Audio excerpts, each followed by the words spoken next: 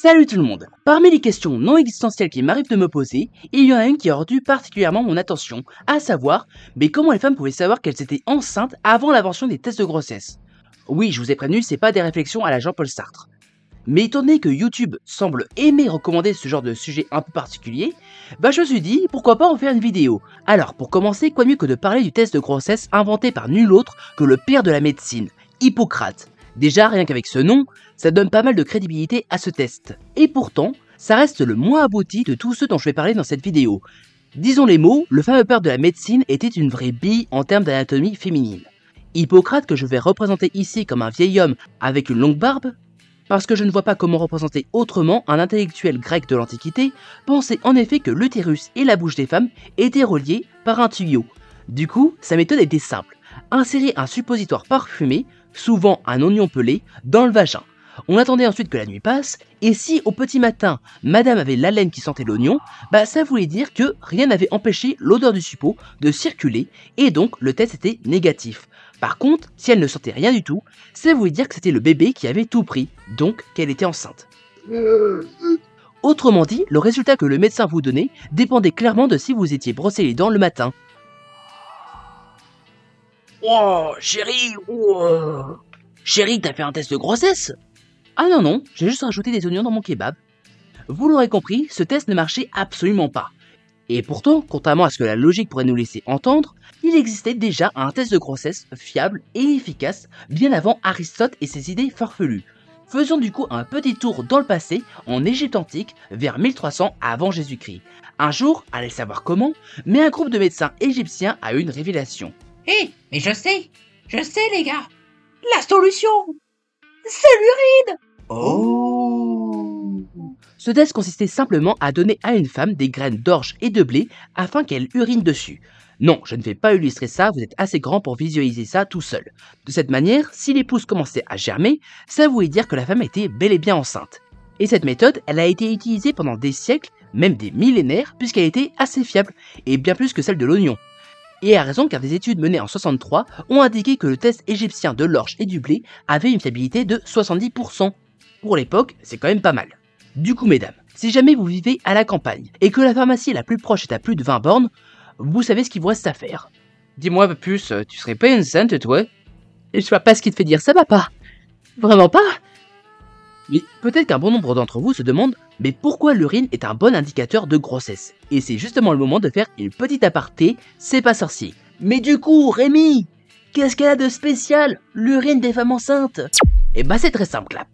Dans l'urine d'une femme enceinte, on trouve une hormone assez spéciale, la HCG, hormone chorionique gonadotrope. HCG, produite par le placenta dès les premiers jours de la grossesse. Prenons un test de grossesse actuel. Quand une femme décide d'en utiliser un, la HCG présente dans son urine va rencontrer des petits anticorps présents sur le petit bâtonnet. Ces anticorps vont alors se dépêcher d'attraper ces différentes hormones. Ce qui va alors créer une réaction chimique qui permet l'apparition de la fameuse barre qui confirme qu'on est bel et bien enceinte. Et dans le cas du test de grossesse des Égyptiens, l'hormone HCG va également favoriser la germination de l'orge et du blé, ce qui explique que ce test était assez fiable, même pour l'époque. Merci Rémi pour la précision. Sauf que, vous vous en doutez, à ce moment-là, on est encore très loin de bien comprendre tout ce processus. Si bien que les Égyptiens affirmaient également qu'avec ce test, on pouvait déterminer le genre de l'enfant.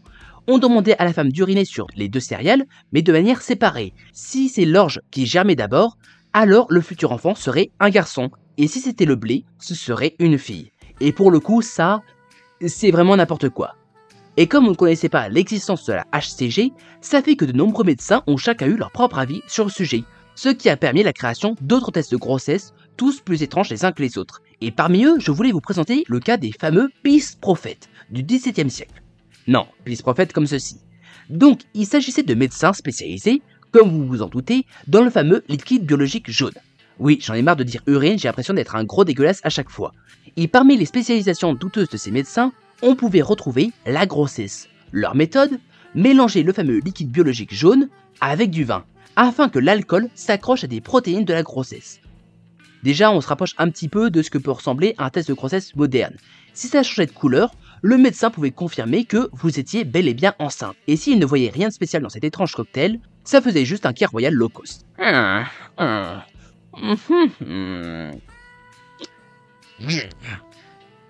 Félicitations, vous êtes enceinte. Allez, santé. Et oui, il arrivait en effet que certains de ces médecins goûtaient la mixture pour être bel et bien sûr du résultat obtenu. Ah, ça donne envie, hein. Je pense quand même qu'il fallait être un sacré gros dégueulasse pour se spécialiser dans ce domaine d'activité. Et, vous ne me croirez jamais, mais apparemment, les différents médecins du monde partageaient cet avis, puisqu'ils n'étaient pas très chauds à l'idée de boire ce genre de mixture. Ce qui fait qu'ils ont commencé à chercher un autre moyen, plus fiable et surtout moins dégueulasse, pour déterminer si une grossesse était en cours.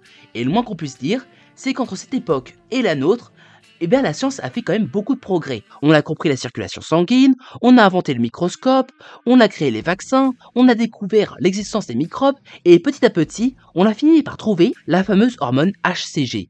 Et c'est à partir des années 1930 qu'on découvre un moyen très fiable de savoir si on était enceinte ou non, avec une méthode, disons-le, assez barbare, puisque cela impliquait d'effectuer des tests sur des animaux. Et parmi les plus célèbres de ces tests, on retrouvait en 1931 celui du lapin proposé par Friedman et Lapham. En quoi ça consistait? Tout d'abord, prenez une lapine. Ensuite, demandez à une femme de faire un petit tour aux toilettes et de vous rapporter un petit échantillon de son liquide biologique jaune. Mettez le tout dans une seringue et ensuite injectez-le dans la lapine afin que l'hormone de la HCG présente dans le liquide aille stimuler les ovaires de l'animal pour provoquer une ovulation. Et si c'était le cas, ça voulait dire que la femme qui a fait le test était bel et bien enceinte. Et malgré ce que vous pouvez penser, c'était extrêmement fiable comme test. Seulement, le hic dans tout ça, outre le fait que l'animal se faisait injecter de la pisse dans le corps, ce qui n'est jamais vraiment très agréable, je pense, c'est qu'il faut pas oublier que chez la majorité des femelles mammifères, dont font partie les lapines, l'ovulation c'est plutôt quelque chose qui se passe à l'intérieur, qui n'est pas visible à l'œil nu. Donc, vous l'aurez compris, pour confirmer que la lapine ovulait, il fallait... Ah mince, elle n'a pas ovulé. Ah désolé Madame Perchant, mais vous n'êtes pas enceinte. Pas mince alors. Mais je comprends pas, j'ai pourtant fait tout ce qu'il fallait avec Ronnie. J'aurai peut-être plus de chance la prochaine fois.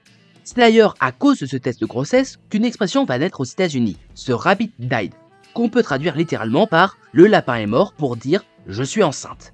Seulement le souci avec cette méthode, c'est que déjà c'est assez coûteux en termes de cuniculture, et surtout on ne peut pas réutiliser la même lapine pour un autre test, et qu'on ne dispose pas forcément d'assez de lapines pour l'ensemble de la population féminine. C'est pourquoi un autre test a été proposé, celui d'Ogben. Même principe qu'avec la lapine, mais cette fois avec une grenouille. À nouveau, on prend une grenouille femelle, on prend du liquide biologique jaune à la femme curieuse de savoir si elle a une brioche dans le tiroir, on injecte ensuite une dose dans la grenouille, et si cette dernière ovule, eh bien la femme pouvait s'attendre à prendre du ventre. Seulement la différence avec les lapines, c'est que les grenouilles, elles, ont ce qu'on peut appeler une ovulation externe, puisqu'elles vont pondre des œufs non fécondés. Donc pas besoin de la sacrifier, et en plus on pourra la réutiliser pour un autre test. Oui, une vie bien traumatisante pour ces batraciens.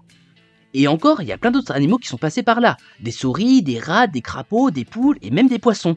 Mais heureusement, dans les années 60, la Suède sortira le tout premier test immunologique de grossesse, inventé par White et Gemsel, qui sera l'ancêtre du fameux test que vous pouvez retrouver actuellement en pharmacie, permettant ainsi à nos amis les animaux de vivre un peu plus tranquillement, disons. La morale de cette histoire, déjà la souffrance animale c'est mal, boire de l'urine c'est terrible, et s'insérer un oignon dans le vagin n'a jamais été une solution. Merci encore de m'avoir écouté pour cet épisode un peu what the fuck, désolé encore de ne pas avoir posté depuis un petit moment, mais bon, avec la pression de ma dernière année d'études supérieures, j'ai voulu me recentrer un peu sur mes cours, ce qui fait que j'étais un peu absent ces derniers temps des réseaux. Mais ne vous inquiétez pas, je suis bel et bien de retour. Et si jamais je vous ai manqué, dites-le en commentaire, ce sera une manière pour moi de m'assurer que vous avez bel et bien regardé la vidéo jusqu'à la fin. Sur ce, je vous dis, likez, abonnez-vous, et rappelez-vous, si quelqu'un vous propose un test de grossesse maison avec des légumes, c'est non direct. Sur ce, moi je vous dis à la prochaine, salut tout le monde, c'était leur clap, et bordel ça fait du bien d'être de retour.